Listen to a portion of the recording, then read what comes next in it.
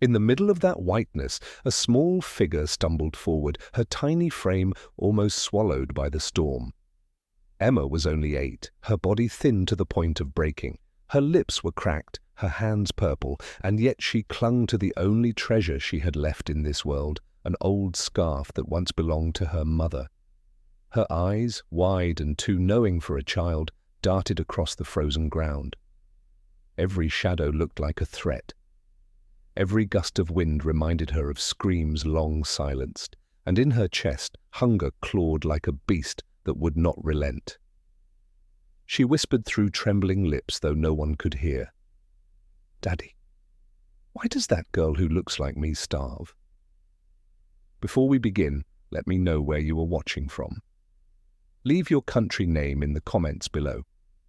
And if you love stories about courage, loyalty, and community, be sure to subscribe so you don't miss the next stories. She wasn't speaking to anyone in particular. Her father was gone, her family taken by a war she couldn't name. But in her dreams, she often saw another little girl, warm, safe, fed, loved. And every morning she woke to snow and emptiness. She couldn't understand why fate had chosen otherwise. Emma sank to her knees, the scarf pressed to her face, tears freezing before they could fall. The blizzard roared on, indifferent to her pain.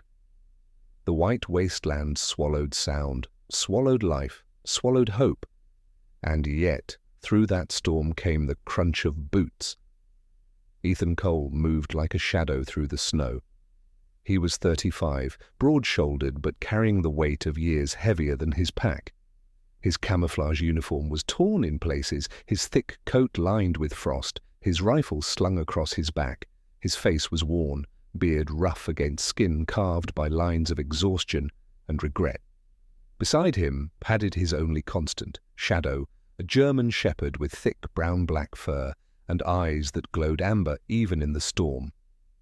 The dog's ears flicked forward, his body tense.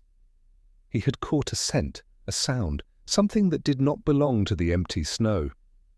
Ethan lifted a hand and Shadow stopped immediately. The soldier scanned the white horizon, listening. There, it was faint but unmistakable. The soft sob of a child carried by the wind. Ethan's chest tightened, memories surged, unwanted and sharp. Another winter, another child, one he had failed to save. The image never left him, but this time he wouldn't walk away. He pushed forward, Shadow leading, until the small figure appeared out of the snow. For a moment, Ethan thought his mind was betraying him. She looked so much like the daughter he once dreamed of having. Thin, fragile, clutching cloth to her face as if it were the last thread connecting her to the living. He knelt, snow crunching beneath him. Shadow circled cautiously, nose twitching, then came to stand protectively by the girl's side, his fur brushing against her arm. Emma flinched, eyes wide with fear. She tried to back away, but her legs gave out.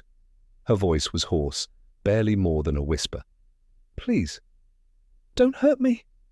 Ethan lowered his rifle slowly, placing it on the ground where she could see. His voice, rough from disuse, broke the silence. "No one's going to hurt you. Not while I'm here."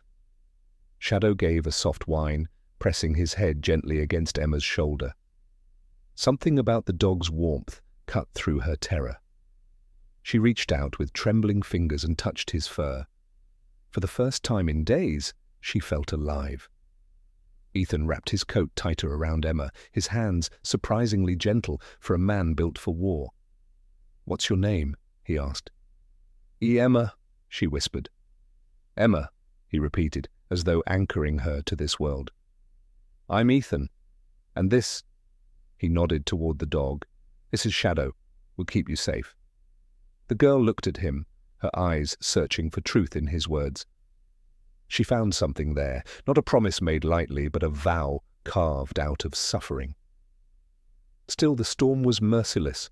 Ethan knew they couldn't linger. He lifted Emma carefully into his arms. She was weightless, frighteningly so, her bones sharp beneath thin clothes. Shadow moved ahead, scanning the horizon with practiced vigilance. The blizzard thickened. Shapes loomed in the distance, broken houses blackened by fire, silent witnesses of lives erased. Ethan's jaw tightened. He had seen too many places like this, each one a graveyard. Emma stirred in his arms, whispering again, "Daddy, why does that girl who looks like me starve?" The words cut through Ethan's heart like a blade. He wanted to answer, but how could he? How could anyone explain the cruelty of a world that let children suffer? He held her tighter instead, letting silence speak where words failed. A crack echoed through the snow, a branch breaking, or perhaps something else. Shadow froze, ears sharp, a low growl rumbling in his throat. Ethan dropped to one knee, shielding Emma with his body. His rifle was in his hands in an instant, eyes scanning. Through the white curtain of snow came the faint outline of figures, moving slowly, deliberately. Not friendlies. Ethan's breath fogged as he steadied his rifle. Shadow bared his teeth, hackles raised. Emma clutched the scarf and shoes to her chest, her body trembling. The storm had delivered not just a child, but danger. And Ethan knew this was only the beginning.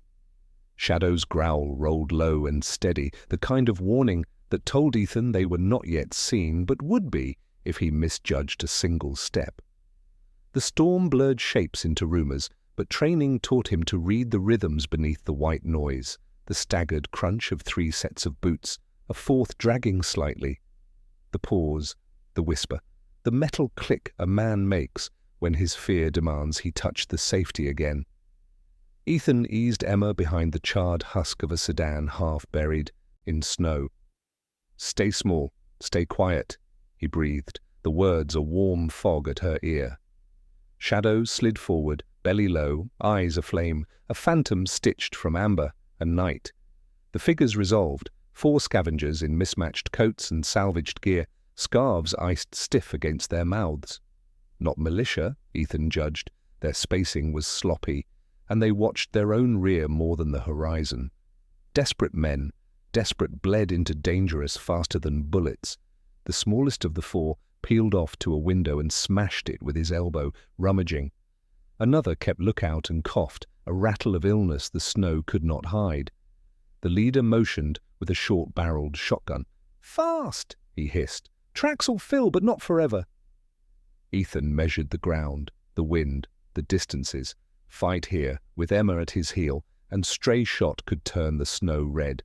Bypass and risk being tracked, reveal, and gamble on mercy, thin currency in a starved world. He felt the child's fingers hook his coat. Her grip was not pleading, it was tethering, as if she had learned that the only thing that kept people alive was the refusal to let go. He tapped 2 fingers on Shadow's flank. Hold. The dog stilled, a statue of breath and intent.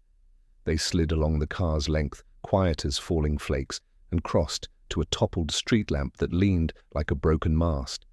The metal creaked. Emma froze. The scavenger with the cough stilled too, head cocked. He took 2 steps toward the sound, eyes narrowing against the storm. Shadow's ears tracked him, a metronome of impending violence. A gust slapped them all, a wall of white that blinded for a breath. Ethan used it, scooping Emma and moving, ankles churning through powder to a collapsed porch where a roof had fallen in on itself. He set her under the joist's shadow, pressed his palm to her cheek to center her trembling, then peered back. A child's footprint, small, too clean. It stamped the edge of an old tire track where they'd pivoted. The leader saw it first. His face changed in the way men's faces change when they smell advantage. He lifted a hand and pointed, not to the print itself, but along the little arrow prints make when the heel kisses down. Right. Toward the porch, toward Emma.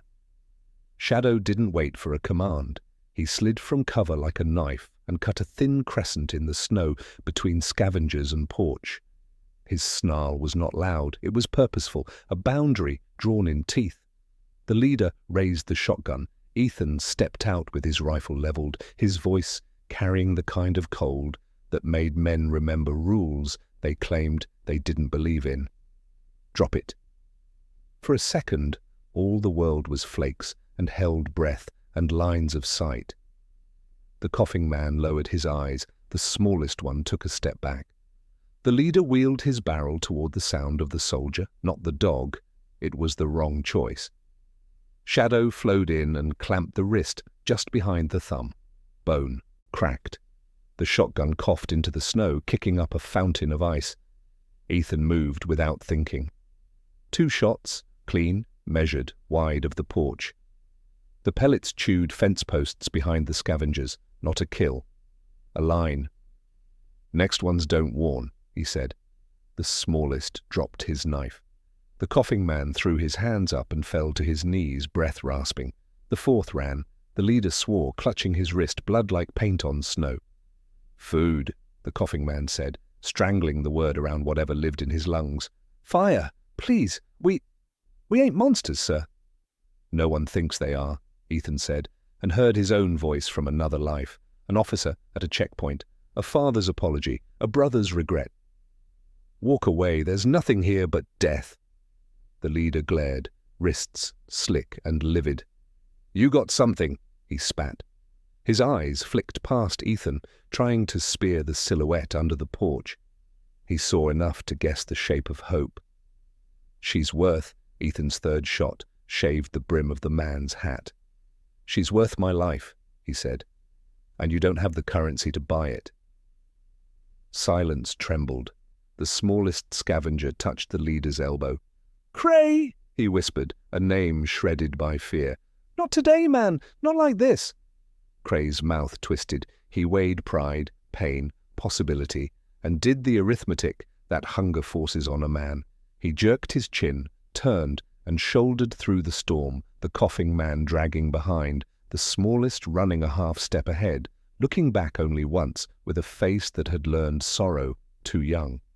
Shadow held the line until they were ghosts again, then padded back, blood snow-dusted on his muzzle, eyes asking the question only Ethan could answer. "Are we done?" "For now," Ethan told him, voice low. "For now." Emma crawled into the light, her knees 2 bruised moons under torn fabric.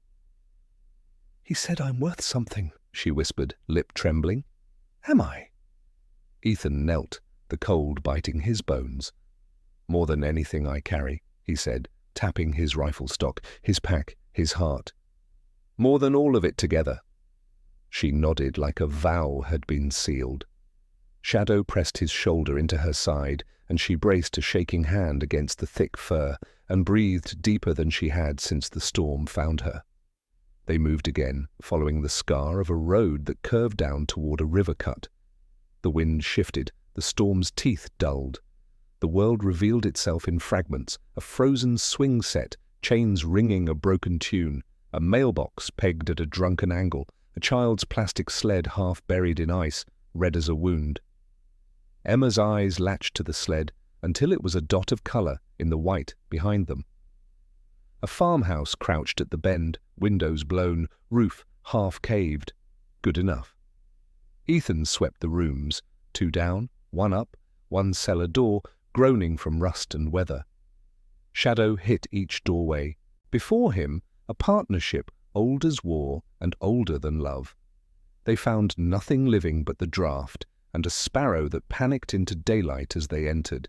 He built heat like a soldier builds anything, fast, efficient, ruthless.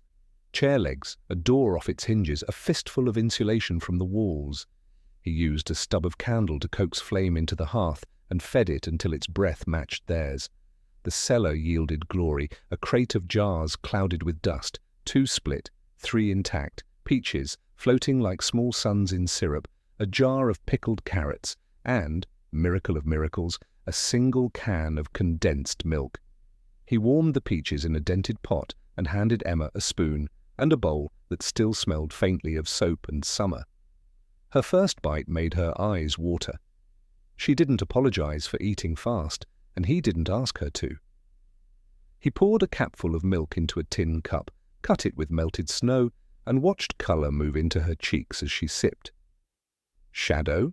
she asked, hesitant, as if joy required permission. "Shadow," he confirmed, scratching the dog's ruff. "He'll eat after you." Shadow accepted this order as truth and lay down with a martyr's sigh, though his eyes never left the spoon. When the bowl was scraped clean and the cup drained, Emma folded the empty scarf into her lap with reverence, as if it were a prayer book and she a small monk. She looked at the flames, their blooms of orange and blue reflected in her eyes. "Will the bad men come back?" "They might," Ethan said, and she didn't flinch at the honesty. "But we'll be moving soon. The river's close. There's a bridge west that may still hold." "Where are we going?" Her voice held a shard of hope and another of dread, balanced like glass on a fingertip. "Ahead," he said, "where the wind doesn't own our names." She considered this, then nodded solemnly and edged closer to the fire until heat began to sting her shins, the first pleasant hurt she'd felt in weeks. Shadow crept forward and set his head on her knee. She smiled without meaning to and stroked him with the back-and-forth cadence that calms old horses and older souls. Ethan let them have that quiet. He used the time to check his rifle, change socks, bandage a scrape on Shadow's paw he had pretended not to see. The dog endured it with theatrical patience, licking Ethan's knuckles at the end. A benediction returned. Outside, the wind fell to a whisper. In the hush that followed, other sounds rose, the river gnawing ice, a distant engine coughing to life and dying, and something nearer, a soft, deliberate crunch across the porch. Ethan's hand was on his rifle before the floorboard finished complaining. Shadow went to smoke, a silhouette uncoiling, every hair hot with warning. Emma hugged the scarf, instinct snapping her small body into a ball. The doorknob shivered. Once, twice, then 3 knocks, short, long. Recognition codes were relics now, traded like myths. But Ethan knew this one. He had taught it to men beneath a different flag and a better sky. His pulse ticked hard. "Friends?" Emma whispered, throat tight. "Maybe," he said. He didn't say what else they could be. He signed, "Stay to Shadow." The dog froze, vibrating with the desire to end whatever stood outside. Ethan crossed to the door and pressed his ear to the seam. A voice slipped in, thin with cold, but steady. "Cole?" it said, the name like a memory escaping someone else's mouth. "If you're breathing in there, you'll want to open, or you'll want to run." The last word wasn't threat. It was fact. Shadow's growl deepened. A rolling tremor felt more than heard. Emma reached for his collar and found instead his chest, the thrum of a heart that had decided she was packed. The voice on the other side spoke again, closer now, almost a whisper. Ethan felt more than heard. "Engines, East Road, 10, maybe 12. You have a child? Move." Another sound rode in behind the words, a distant, gathering hum that didn't belong to the river or the weather. It thickened the air like storm does, but it wasn't storm. It was an approach. Ethan slid the bolt, breath held between choices, and made one. He cracked the door. Snow kissed his face. A man stood on the step, hood rimed, eyes alive with the kind of focus that survives ruin. He didn't raise his weapon. He didn't take his hands from where Ethan could see them. He dipped his chin once in a motion that said no time. Behind him, through the whiteness, the horizon grew a faint, dark seam, the kind engines sow when they come to claim what winter hasn't. Emma's voice was a thread. "Ethan?" "Coat," he said, taking her hand, tucking her scarf tight, whistling a note that turned Shadow from fury to motion. They stepped into the threshold where warmth ended and cold began, and in that hinge between rooms, a page turned. The first engine's snarl rolled over the snow like thunder. The engine's roar swelled, tearing at the edges of the storm like an animal clawing free from its cage. Ethan didn't waste time with questions. The man on the porch, hood dripping, breath steaming, had given enough. 10 or 12 engines meant militia, not scavengers. Scavengers fought to eat. Militia fought to own. Ethan's hands moved with the precision of habit. Rifle to his shoulder, pack over one arm, Emma scooped into the crook of the other. Shadows slid in front, fur bristling, nose cutting the air. "West," the hooded stranger rasped. "The river. They'll choke the road first. You've got minutes." Ethan studied him in one sweep, the stance of a soldier, the eyes of someone who had seen lines drawn in blood.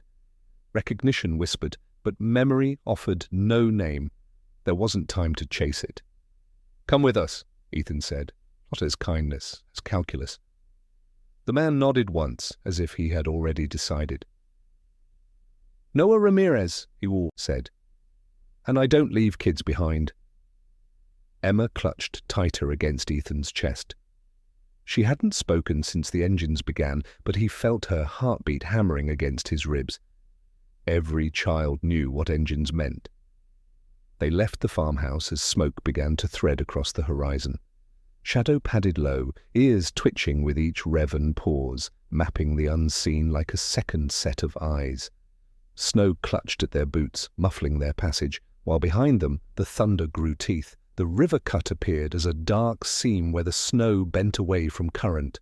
Ice crusted the surface, groaning under the weight of winter. A bridge rose 100 yards west, a skeleton of planks and beams, bowed with age but still standing.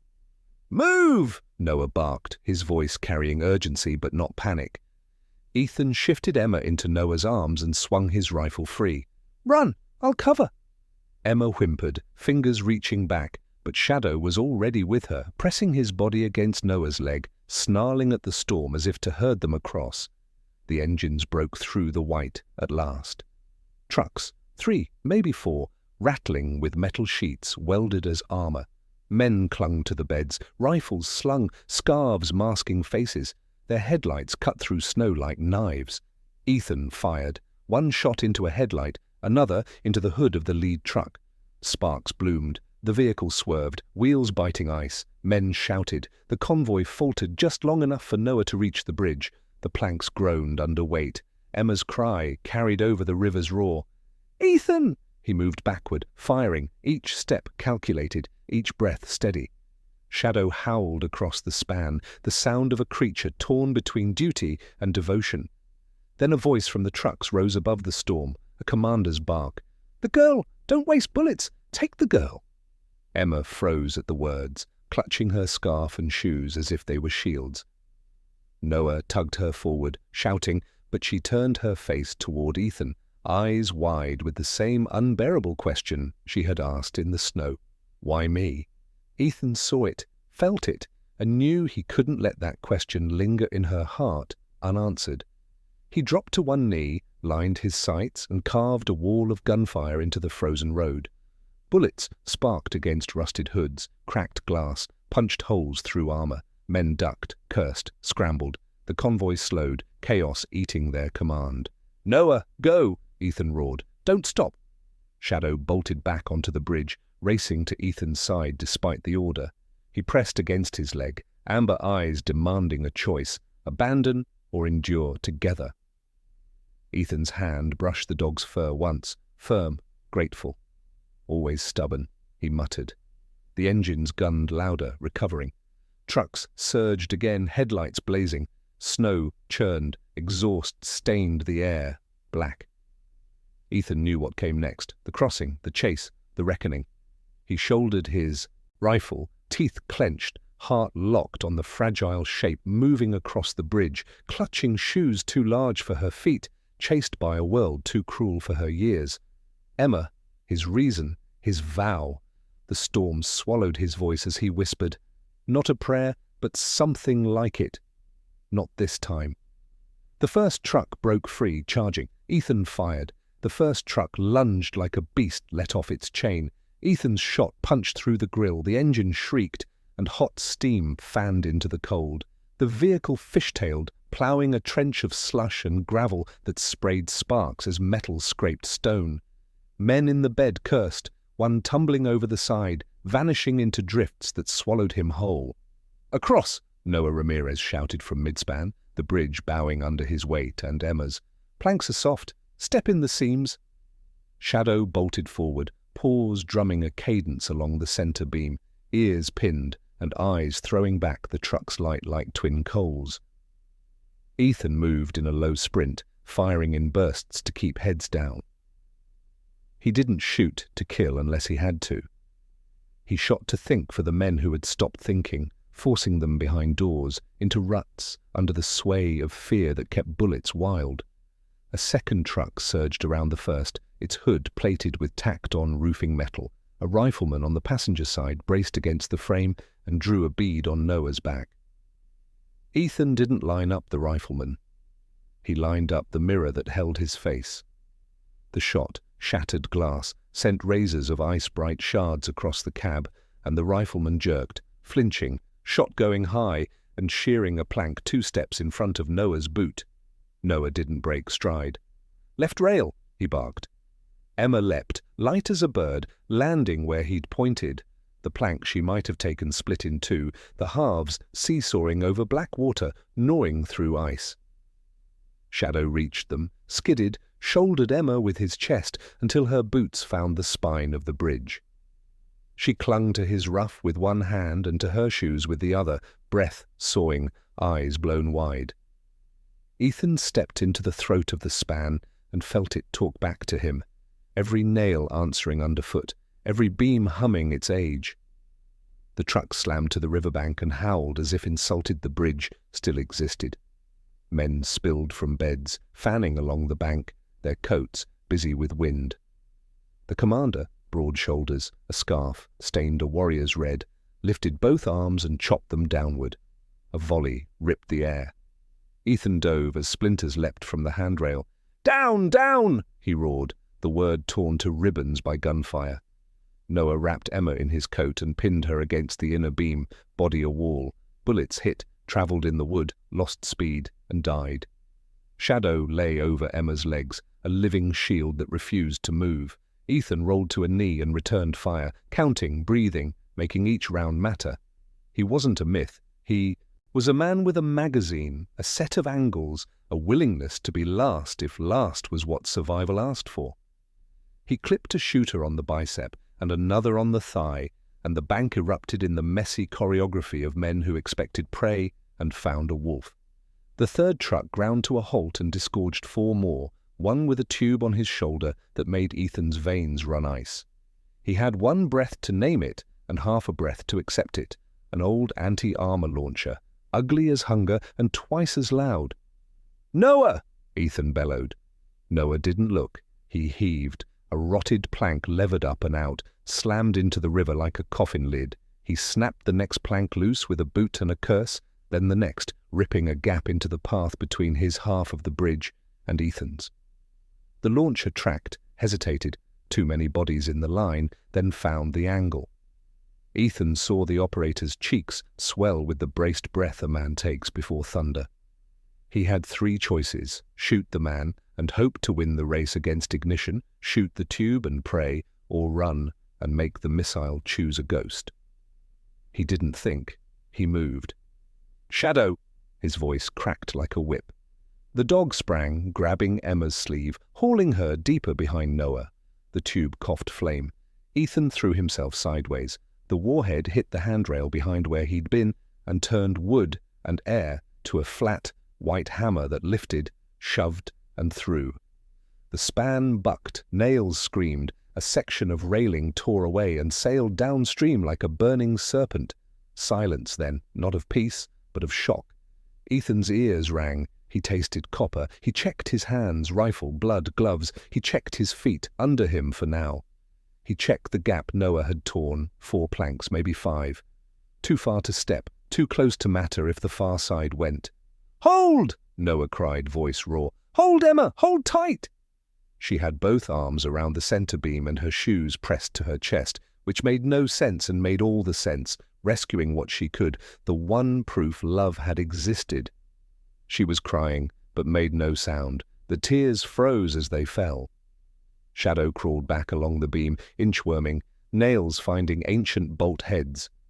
He reached Ethan, touched his wrist with a damp nose, a question and a command. "You up? We go." "We go," Ethan said.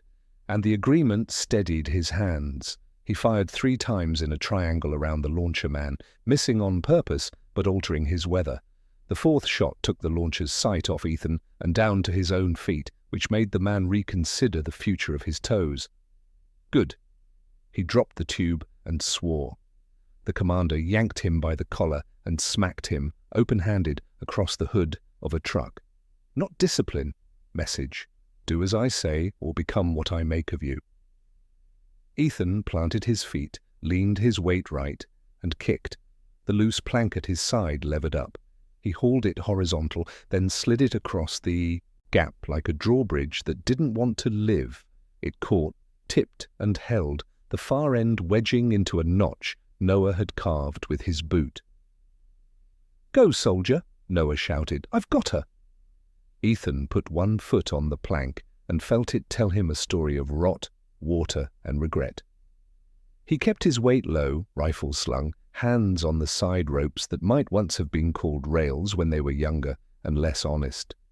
The plank bowed. He heard the pilgrim grunt men make when they carry themselves over a thin thing above a dark thing and pretend they are brave. Halfway across, the commander raised a hand. The fire paused. It was respect of a sort, or curiosity. Men are always curious about how other men solve impossible problems. Ethan solved his by moving. He reached Noah, slid to his knees, and took Emma in a practiced lift, one arm under, one across, never breaking his center of gravity. Shadow came last, light for his size, landing with a slap of paws and a shake that flung melted snow like a halo. The commander's hand fell. Fire licked the air again. A bullet kissed Ethan's sleeve, burned his skin without taking it. Another chewed wood where his boot had been. The plank behind them shattered into toothpicks, and the gap became a mouth. "Run!" Noah's voice was pure iron. They ran, across, off, down the west bank into scrub that scratched at their legs and gave them no cover worth the name. The river's hiss filled their ears, and the truck's rage filled the world.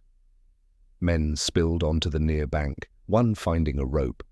They would try to pull the bridge to them or form a ferry of bodies. Ethan calculated 1 minute, maybe 2, before the east side solved the west. He cut left into trees that had grown too tired to be tall. The skeleton of a mill hunched ahead, its wheel fixed in winter, its stone walls still stubborn around a throat of shadow. Inside, the air smelled like old grain and mouse nests and the history of hands that had turned hunger into bread. Ethan set Emma down behind a slab of broken millstone and touched her face.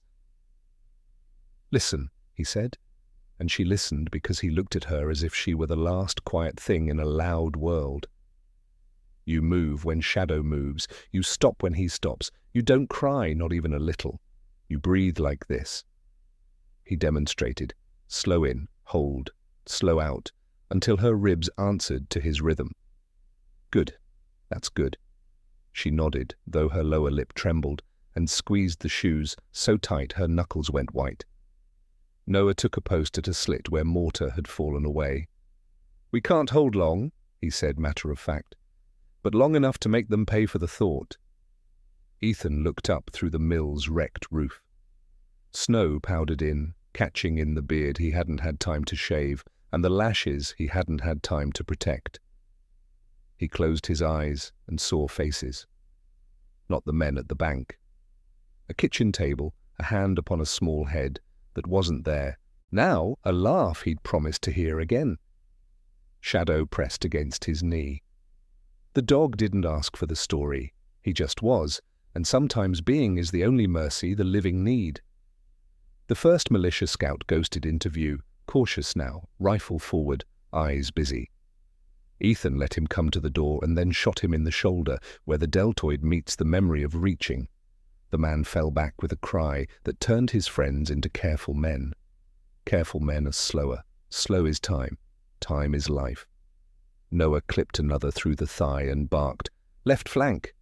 Shadow answered first, vaulting a broken sill and disappearing in a blur that drew fire away from the slit. Gunfire spat splinters. Shadow reappeared in another window, mouth red with someone else's mistake, tongue lolling a grim dog's grin. He had not been hit. He had been very convincing. 2 minutes, Noah said. Maybe 3 before they light us and turn this mill to ash. Ethan scanned, found his exit before the fire found them. A sluice channel choked with ice, a tunnel of stone just big enough for a man on knees. There, he said. We go under, out to the spillway, into the ravine. Noah looked, nodded. You first with the girl, I'll salt the door. They rehearsed it without words. Ethan slung his rifle crossbody, tucked Emma against him, and slid into the throat of stone. It scraped his back and filled his nose with freeze and moss. Shadow slipped in ahead, shoulder blade narrow, tail a metronome against the dark. Emma's breath hitched once, twice, then matched his again. Behind them, Noah's boots thumped a rhythm, 3 steps, pause, 3 steps, a ritual of speed and dread.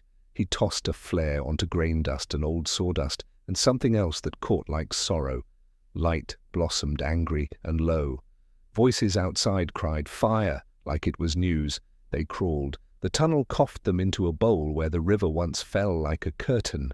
Now it whispered, a wet ribbon along stone. Trees leaned over the ravine, their branches woven like fingers in prayer. Emma blinked against the sudden open. Shadow capped the lip, scanned, and signaled clear with a look. Noah came last, smoke painting him in bruises. Behind, flames began to lift in the mill's ribs.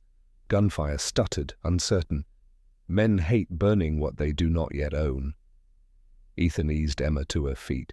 Her knees shook, but she held. The shoes hadn't left her arms. He touched them with 2 fingers. "Your father?" he asked, a question that was also an apology. She nodded. He said I should keep them safe so he could find me by the prints. He said the world knows a father's shoes. Ethan's throat closed around something jagged. He had nothing to set against a faith like that except his own, 2 hands and the dog, and the man beside him. Sometimes that was enough. Noah squeezed Ethan's shoulder. "West Ridge, then north in the cut," he said. "There's a bell tower, 10 miles on. Old priest, real stubborn. He rings hope like it can't break." "A priest?" Emma whispered, as if saying the word might call something gentler into the world. "Name's Father Gabriel," Noah said. "He doesn't leave anyone outside the sound of those bells." The mill groaned as a beam folded. The roof slumped inward, and sparks climbed the air, swirling up like 1,000 tiny souls looking for a place to land. They moved. Shadow took point, a dark comet against snow. Noah covered the rear. Ethan carried the middle, where the most breakable thing walked. The ravine turned, shouldered into thicker trees, and began to climb. At the lip, Emma pulled back on Ethan's coat. He followed her gaze. One of her shoes, her father's, had slipped, the lace trailing, an ink line on parchment white. She knelt, fingers numb, retied it with a seriousness that would have made a sergeant proud. When she stood, she left a small, perfect print beside a larger, older one, the tread of Ethan's boot. 2 paths, 1 direction. Behind them, the mill's skeleton collapsed, and as it went, a low iron bell that had once called hands to work slipped from a hook and struck stone. The sound was dull, broken, but it was still a bell, and its note rolled soft over the ravine like a fragile promise. Emma looked up. "Is that the priest's bell?" "Not yet," Ethan said, and for the first time since the farmhouse he let the future into his voice. "But I think we'll hear his soon." They crested the ridge. The wind shifted and carried with it something faint and stubborn, as if the air itself had a memory and wanted to share it. Somewhere, very far off, a bell answered the fallen mill. 1, 2, 3, with the patience of a man who had decided that ringing was what love felt like when it was a sound. Shadow's ears lifted. Noah smiled without light. Emma closed her eyes and whispered to no one and to everyone, "Please." Ethan took the first step down the far side and felt the world tilt toward a place that wasn't safety yet, but had the shape of it. The commander's engine snarled on the riverbank behind them, angry that winter had let its prey think. Let it. They would move anyway. Snow began again, soft as breath. The ravine curved like a bent finger pointing west, and the snow muffled every step. Emma trudged in silence, her small boots leaving fragile crescents beside Ethan's deeper tracks. She still clutched the shoes tight against her chest, her knuckles white. Shadow padded close, brushing her leg now and then, reassuring her without words. Above them, the storm pressed heavy, but its howl had dulled into a low moan. For the first time since the farmhouse, they could hear more than just the wind, the creak of branches, the crunch of their own footsteps, and, faint, impossibly faint, the toll of a bell. Emma lifted her head. "Ethan, do you hear it?" He did. The sound was fragile, almost broken, but steady. 3 slow peals. Father Gabriel, the bell tower Noah had promised. Ethan glanced back. Noah Ramirez moved with the practiced gait of a man running on willpower more than muscle. His patched coat hung loose on his frame, his rifle slung across his chest. He nodded once at Ethan, his eyes saying, "We might just make it." The promise was short-lived. Engines growled in the distance. Not behind this time, flanking. The militia commander wasn't a fool. He'd sent part of his force west, gambling on where desperate people would flee. Ethan's jaw tightened. "They're cutting us off," Noah cursed under his breath. "We can't outrun trucks on open ground." Shadow growled low, hackles raised, ears flicking toward the sound. Emma clutched Ethan's arm, her voice thin. "Will they take me?" "Not while I'm breathing," Ethan said, the vow firm, steady. They pressed forward, but the forest thinned too soon. Beyond the ridge lay a frozen field, flat and exposed, leading toward the bell tower that rose faintly against the horizon. Too far to sprint, too close to abandon. Noah scanned the tree line. "We need a diversion." Ethan shook his head. "We need a miracle." Shadow's ears pricked. He barked once, a sharp, commanding sound, and bolted toward the tree line. He disappeared into white, his growl fading, replaced by the startled cries of men. Shots cracked, muffled by snow. Emma gasped. "Shadow!" Ethan dropped to his knee, gripping her shoulders. "He's buying us time. We have to move now." She shook her head fiercely, tears spilling. "He'll die." "He knows the risk," Ethan said, voice heavy. "But if we stay, we all die." Noah seized Emma's arm and pulled her forward. "Trust him, girl. Trust the dog." They ran across the frozen field, boots punching holes into the crust of ice, breath tearing in their chests. The bell tower loomed closer, its roof broken, its walls dark with age. The bells tolled again, 4 notes this time, slower, deliberate. Halfway across, engines roared from the tree line. Trucks burst into view, militia pouring out with rifles raised. Bullets snapped overhead, kicking fountains of snow around them. Ethan turned, firing in controlled bursts. 2 men fell, one clutching his arm, another spinning into the snow. Noah dropped to a knee, laying suppressing fire, his voice hoarse as he shouted, "Go! Go!" Emma stumbled, falling to her knees. The shoes slipped from her arms, tumbling into the snow. She screamed, scrambling after them, fingers clawing through white. "Leave them!" Noah shouted. She shook her head wildly. "I can't! They're my daddy's!" Ethan cursed under his breath, sprinted back, scooped both Emma and the shoes into his arms. He felt the weight of her trembling, the fierce determination in her grip. She would rather die than let them go. Ahead, the bell tower's doors swung open. A figure stepped out, tall, stooped with age, hair silver, robe black against snow. Father Gabriel. His voice carried across the field like a prayer. "This way! Quickly!" Bullets snapped closer. One clipped Noah's sleeve, tearing cloth but sparing flesh. He stumbled, but kept firing. Shadow reappeared from the tree line, his muzzle bloodied, his eyes blazing. He ran with the fury of a creature who had chosen his pack, bounding across the field to rejoin them. Militia shouted, firing, but none hit true. Shadow dove into the snow at Emma's side, pushing her forward with his shoulder. They reached the tower steps just as the militia closed in.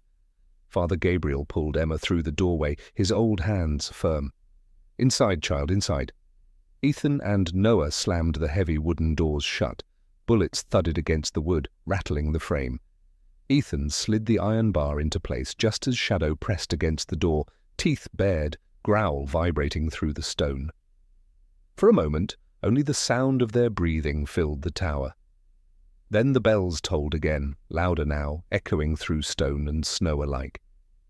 Emma whispered, clutching the shoes against her chest, "Daddy!" I kept them safe.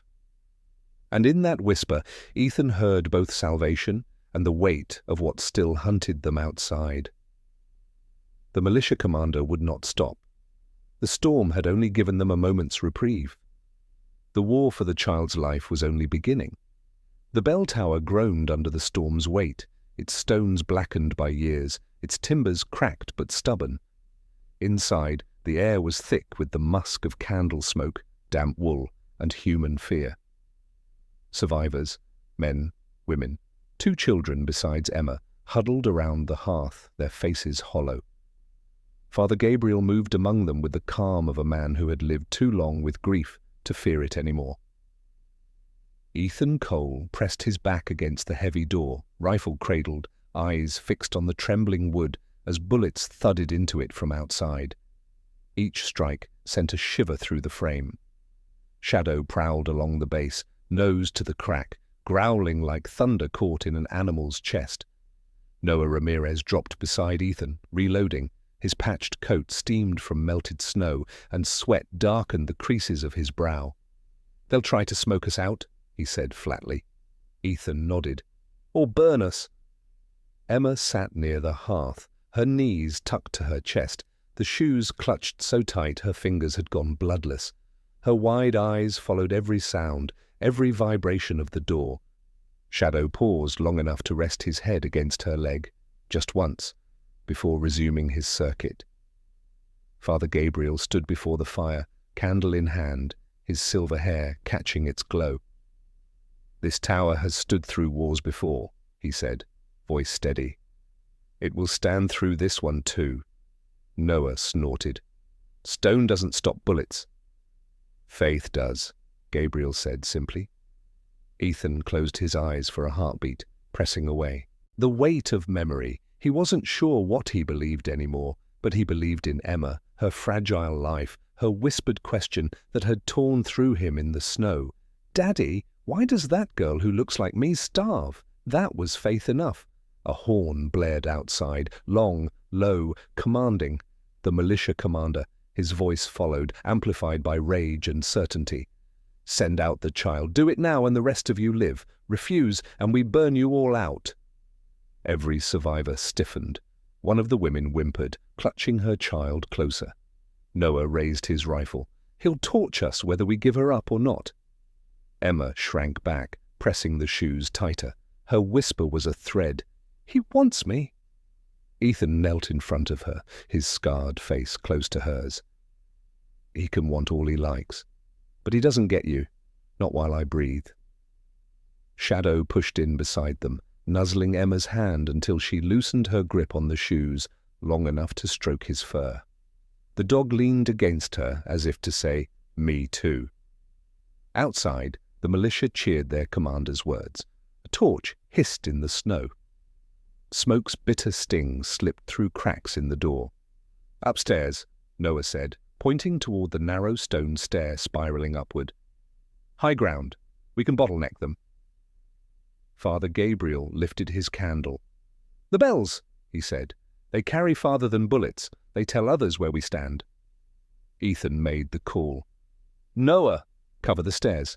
Gabriel, ring until your arms give out. Emma, with me." Emma's eyes widened. "Where?" "Where I can keep you safe," Ethan said, voice like granite. The stairwell groaned under Noah's boots as he climbed, rifle ready. The door shook again, then splintered.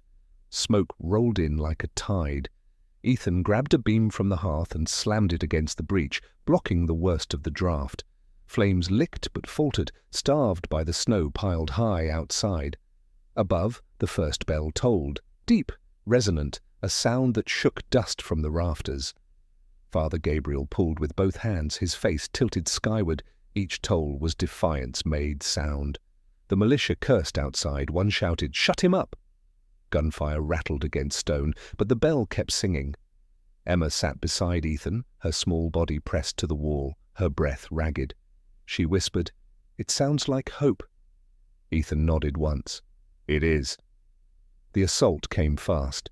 Wood shattered, boots pounded, men surged into the base of the tower. Noah's rifle barked, the stairwell exploding with muzzle flash and splinters. One man fell backward, crashing into his fellows. Another dropped his torch, which sputtered in the snowmelt on the floor. "Two down!" Noah shouted. "And more coming!"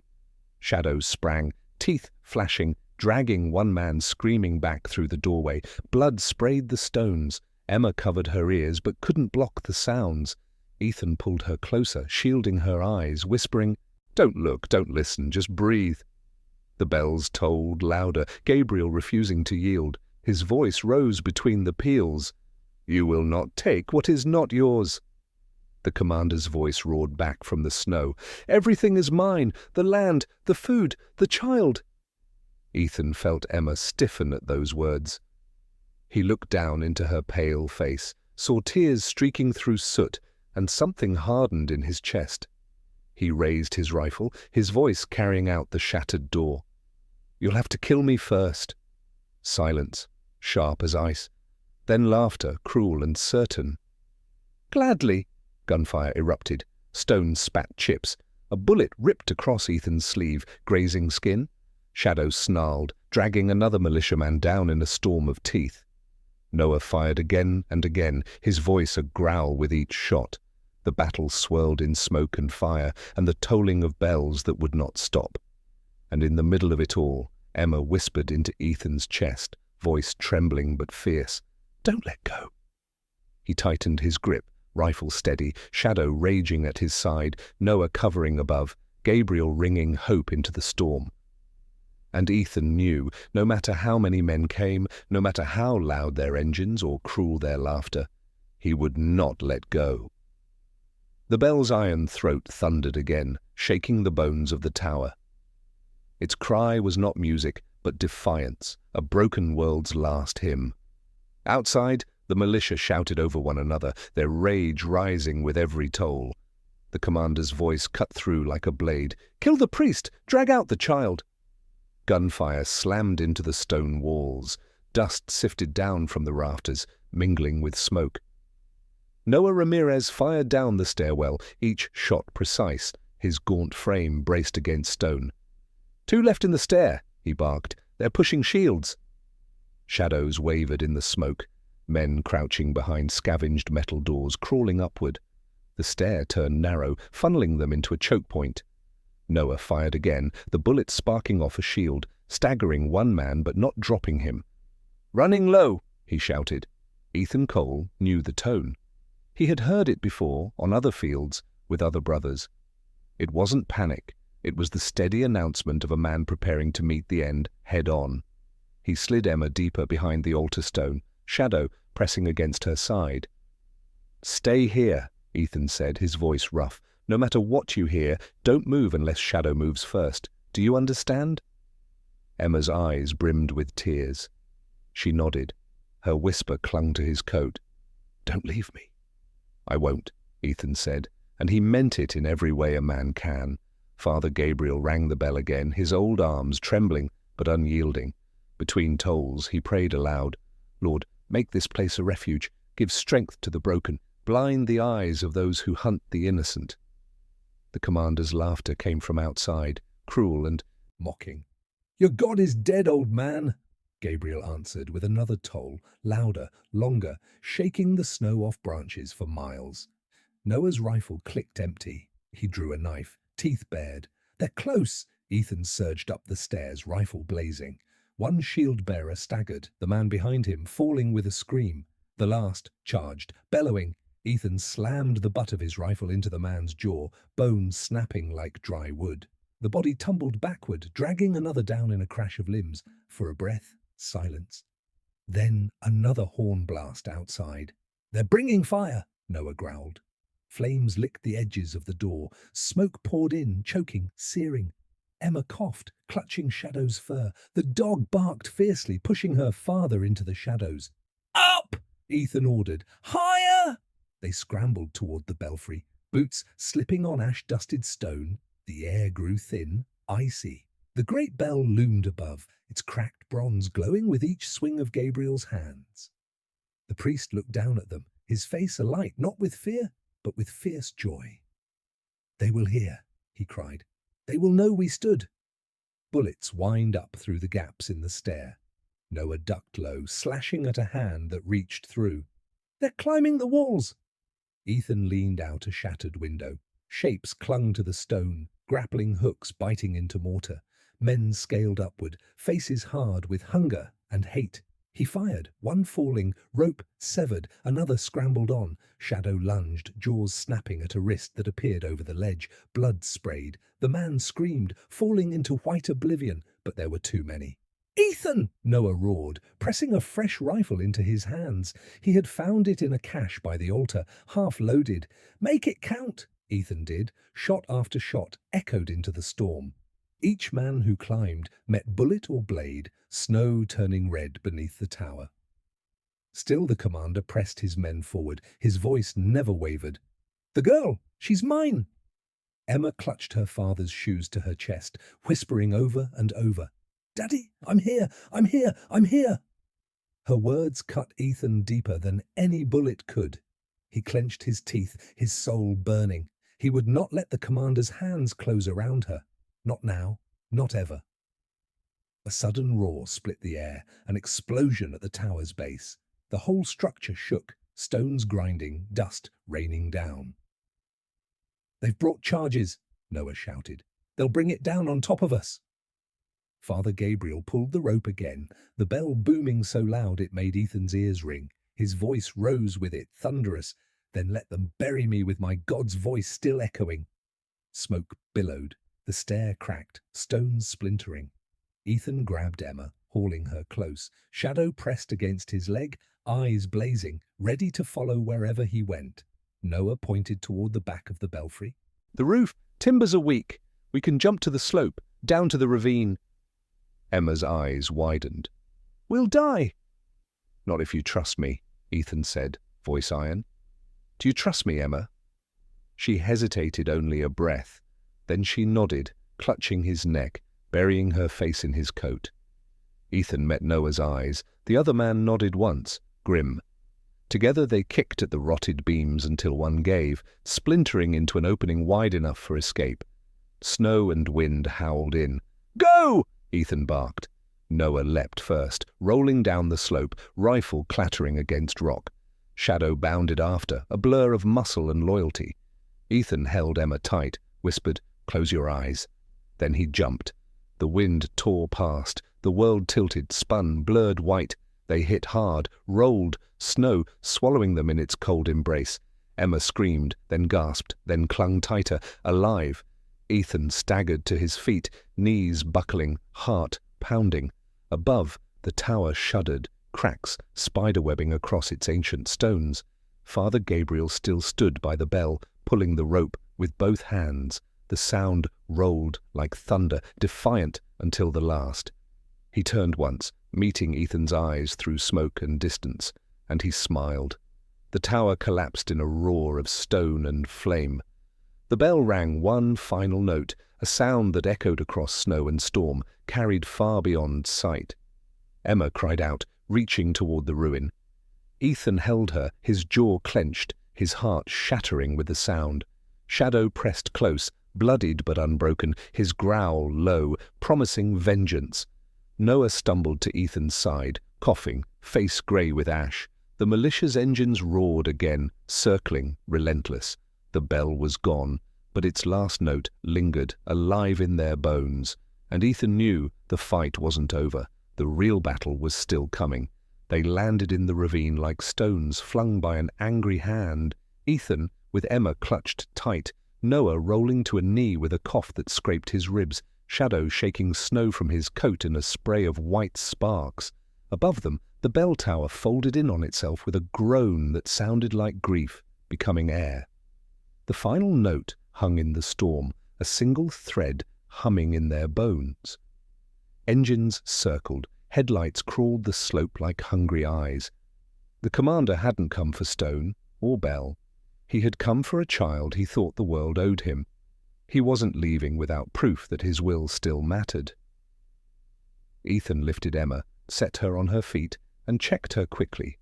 Pupils, breath, the tremor in the small muscles of her jaw.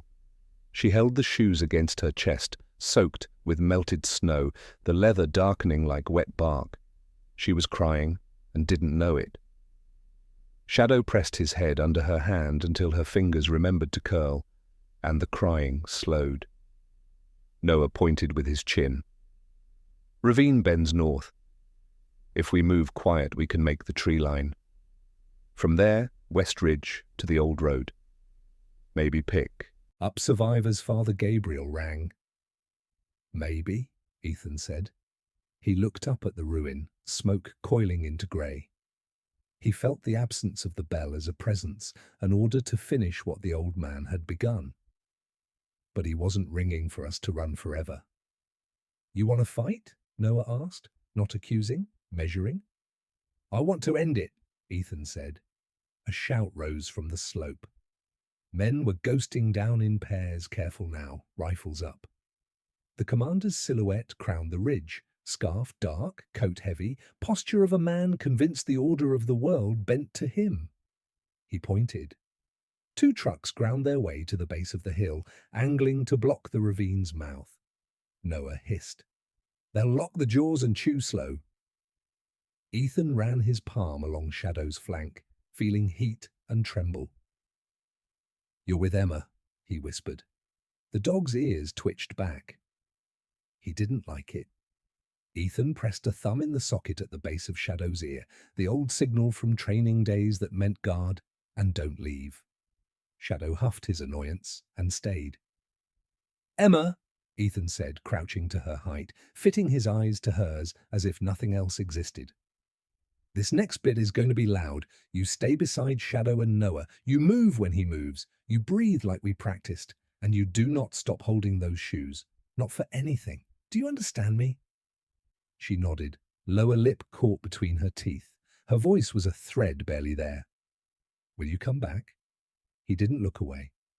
I will come back. The promise cost him nothing to say and everything to keep. They split, Noah and Emma, slipping into the shadowed ribbon of the ravine, with Shadow glued to them, Ethan peeling left up a shelf of broken shale into thorn and scrub. He moved like he had on other bad nights, low, quick, quiet enough to hear his blood. Snow laced branches into nets that caught light and flung it in shards. He used the shards as mirrors, reading angles, counting men, 9 in the ravine's mouth, 3 slipping along the slope to flank, 2 higher with scopes looking for reason to shoot, the commander a dark certainty at the ridge. Ethan found what he needed, a deadfall oak, its trunk propped by a boulder, over a cut where rain had once run. He slid in behind the boulder, set his rifle across the trunk like a poor man's rest, and waited until breath, sights, and heartbeat kept the same time. Cole, the commander's voice ripped the white. You're good, I'll give you that. But I've got numbers. You've got a promise you can't keep. Send the girl and walk away whole. Ethan's answer was a shot. It took the man with the rope at the ravine mouth in the shoulder, spinning him into his partner. Bodies knocked bodies. Order cracked. Ethan fired again, clipping a knee, turning advance into chaos. Noah took the opening, his rifle stitching the low line. Men dove for cover. Shadow erupted from the drift like a wolf and dragged one screaming into snow so deep it swallowed sound. The commander didn't shoot in anger. He shot twice, calm as prayer. One round at the muzzle flash near Noah, another blind into scrub where Ethan lay. The second found bark and popped it like kernels. Splinters kissed Ethan's cheek. He ignored them. He worked the rifle, counted, conserved. He wasn't trying to win a war. He was trying to write an end. Burn them out, the commander called, and 4 men pulled bottles from packs. Cloth tails lit. Fireflowers burned blue at their mouths. Ethan's third shot shattered a bottle in a man's hand. Flame kissed glove, climbed sleeve, found fear. The man shrieked and ran a staggered circle, falling into snow like a comet dying. The other 3 hesitated. Hesitation is time, and time is mercy when you are small and hunted. Snow thickened, wind leaned. The storm that had been an enemy became an ally with bad aim. A gloved hand clamped Ethan's shoulder. He almost drove a knife into it. Noah's face carved itself out of the dark. "Westcut is clogged," he panted. "They're dropping a truck to block. We have a minute, maybe two, before we're sealed. I can draw them." "You draw, you die," Ethan said. "Maybe," Noah said, and his mouth twitched like a man almost smiling. "Maybe not. I'm a poor shot, but a good liar. They like chasing lies." "Shadow won't leave Emma," Ethan said, "and Emma won't leave Shadow. They go together." "Then you go with them," Noah said, as if it were obvious, and Ethan were the one forgetting something simple. Ethan looked past Noah. Emma knelt by a root, eyes too wide, knuckles white, shoes tight to her chest. Shadow's head pressed under her elbow, a fulcrum keeping her upright. She was shivering, but it wasn't all cold. It was the tremor that lives in a child when the world has proven itself an unreliable place. He turned back to Noah. "We end it, now!" They spoke quickly. They broke the ground into pieces, angles, lines of fire, places men would stand because they always did. They gave those places names that fit the shapes. They set a map of death that felt like survival. Noah clasped Ethan's forearm. It wasn't a goodbye, it was, "We are the kind of men who do this." Noah moved first, shucking his coat so the patched shape of him looked like something that could be chased. He ran low along the ravine wall, a quick black smear that drew fire exactly where they'd wanted it. He whooped, wild, taunting, and flung a flare as high as his starved arms could throw. It arced and burned and made a false dawn where the commander's men wanted a target. They obliged. Bullets went where light told them to go. Ethan put rounds where men stuck their heads to see if they'd done damage. One fell backward with a surprised ooh. Another sat down as if it had just occurred to him he had been running too long. "Cole!" the commander howled, moving downhill. For the first time, his certainty finally unseated. He carried a pistol on a lanyard, an old habit from a better army. He fired at the dark that had dared to ignore him. "You think this ends because you want it to? I am what ends things." Ethan slid from the boulder's shadow.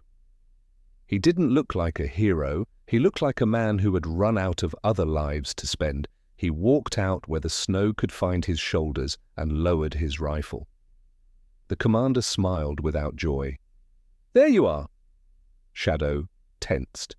Noah swore under his breath. Emma made no sound at all. She went very still the way small animals do when a hawk's shadow crosses. "You've got men," Ethan said. "I've got a promise. The trouble with men is they die. The trouble with promises is they don't." The commander tilted his head, amused. "Poetry. Give me the girl." Ethan took 2 steps forward. "Come take her." The commander fired. Ethan moved as if the bullet was a thought he'd already had. He dropped, rolled, brought the rifle up, and shot the pistol from the commander's hand. Metal flipped, vanished into drift. The commander stared at his wrist like it had betrayed him. He lunged, pulling a knife big enough to cut rope and smaller things besides. Ethan didn't draw his knife. He let the man come and met him the way farmers meet storms, head down, rooted, refusing. They hit hard. Snow flew. The blade kissed Ethan's coat and found fabric, then a line of skin. Ethan shoved the commander's elbow under and back, heard a tendon sound like tearing cloth. The commander's mouth opened around a scream he didn't want and made anyway. Ethan didn't use the knife. He used his hands. Hands are slower. Hands are honest. He put the man in the snow and took all the air the man thought he owned. Men like to think violence ends neatly. It doesn't. It ends because someone is willing to go farther than they wanted, and then stop short of what they'll regret forever. Ethan found that line, held it, and let the man breathe again, barely. "Look at me," he said.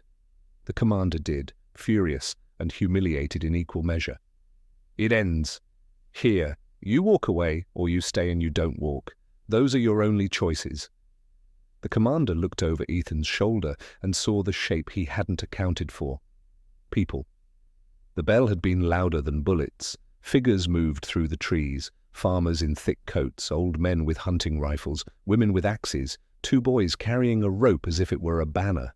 Their faces were set, their fear swallowed by something larger. They had followed the last toll like sailors follow a lighthouse, and they had brought with them the idea that the world might still be a place where the strong didn't always eat the small. The commander's men saw it too.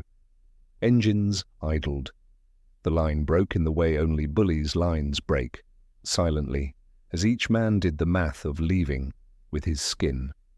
Noah's chest rose and fell in harsh sores. He kept his rifle on the nearest pair without shaking. Shadow stood over Emma, who had not moved, her face filmed with tears that had frozen into a constellation. Ethan let the commander up. He didn't take his eyes off him as he stepped back. "Walk," he said. For the first time, the commander obeyed. He signaled with a chin jerk that tried to look like leadership and looked instead like surrender. Men backed away, guns lowering, engines turning, trucks sliding awkwardly into U-turns that chewed up what little dignity they had left. Snow covered their tracks as fast as they made them. Silence returned, heavy and strange. The new arrivals stopped a careful distance away, weapons held but pointed at earth. The oldest among them, a woman with hair like steel wool and a coat patched with love, called out, "We heard the bell." She looked up at the broken tower, smoke writing its last words above the trees. "We came." Ethan's mouth worked. No sound came. He didn't trust his voice to hold the size of what Father Gabriel's last act had brought. Emma moved first. She walked to Ethan on legs that trembled and stood inside the circle of his coat, as if that were a place the weather couldn't find. She held the shoes up, her small hands reverent. "I kept them safe," she said. He knelt, and it broke something in him that needed breaking. He placed his palm over the leather. "You did," he said. "You did." Noah came and rested a hand on Ethan's shoulder. Shadow pressed his head against both of them, an animal making a family the way wolves and humans have always done, by deciding it is one. The people who had come on the bell's call lowered their tools. A man in a trapper hat said, almost shy, "We've stew and blankets. Not much, but—" He shrugged at the apology he refused to finish. Emma's voice, barely above the snow's hush. "Daddy, why does that girl who looks like me starve?" Ethan looked out over the field where bad men had become smaller and a community had become possible. He chose his words like a man chooses seeds. "Because the world forgets too easily," he said. "But today it remembered." The old woman with the steel wool hair stepped forward and wrapped a blanket around Emma's shoulders, a thick thing that smelled of cedar and kitchens. "Come on, little one," she said. "We'll feed that ache. We'll feed all of it for as long as it takes." Emma looked up at Ethan. He nodded. Shadow wagged once, solemnly, as if authorizing the plan. Noah laughed, one burst, surprised at his own sound. They walked toward the gathered people. As they went, Emma's small feet fell beside Ethan's bigger ones, the prints pairing across the white. She glanced back once at the broken tower. Snow laced it gentle. Somewhere in the wind, a faint echo of the bell lived on, not as sound now, but as the shape of what it had done. Healing, Ethan thought, isn't erasing the past, it's building the future with the pieces you have left. He reached down, and Emma's hand found his without groping. Shadow pressed to her other side, warm as a promise kept. Noah fell into step behind, the easy tail of a formation that had made it through the worst of a night. They moved under trees that no longer felt like bars. Ahead, the settlement's roofs showed like shoulders under blankets. Men and women peeled away to clear a path, to watch, to witness. When they reached the edge, someone rang a small handbell, 3 light notes that didn't try to be what the old bell had been, only tried to be enough. The sound was thin and brave. People answered with voices, with food, shoved awkwardly into gloved hands with clumsy kindness that warmed more than fire. Ethan glanced at the sky. Snow fell softer now, as if the storm had remembered mercy. He squeezed Emma's hand once. She squeezed back. "Home," she whispered, testing the word to see if it could bear weight. "For now," he said. "And then tomorrow too."